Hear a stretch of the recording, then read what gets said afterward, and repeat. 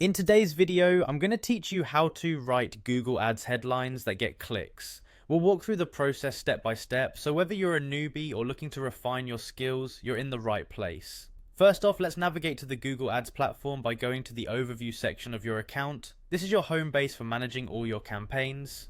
Once you're there, the next step is to click on the Campaigns tab. This area is where you'll create and manage your various advertising initiatives, so you'll want to familiarize yourself with the layout if you haven't already.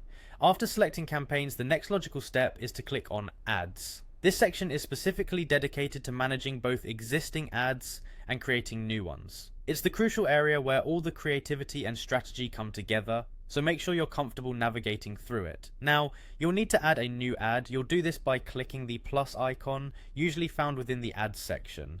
This button will allow you to start the process of creating a brand new ad, opening up options for different ad types and formats. Next, you'll select Responsive Search Ad from the list of options. Responsive search ads are incredibly effective because they allow you to input multiple headlines and descriptions, which Google then tests to find the best performing combinations dynamically. This flexibility can lead to better performance compared to static ads, since Google's algorithms ensure the right message reaches the right audience.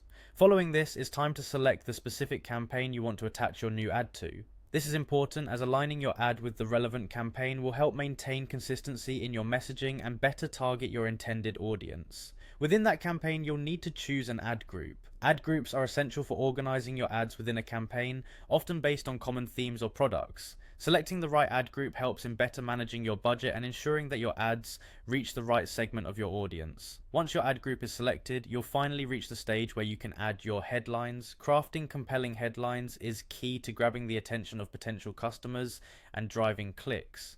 Aim for clarity, conciseness, and impact. Remember, you'll need to create at least 3 headlines for your responsive search ad. This minimum ensures that Google has enough variance to test and optimize performance.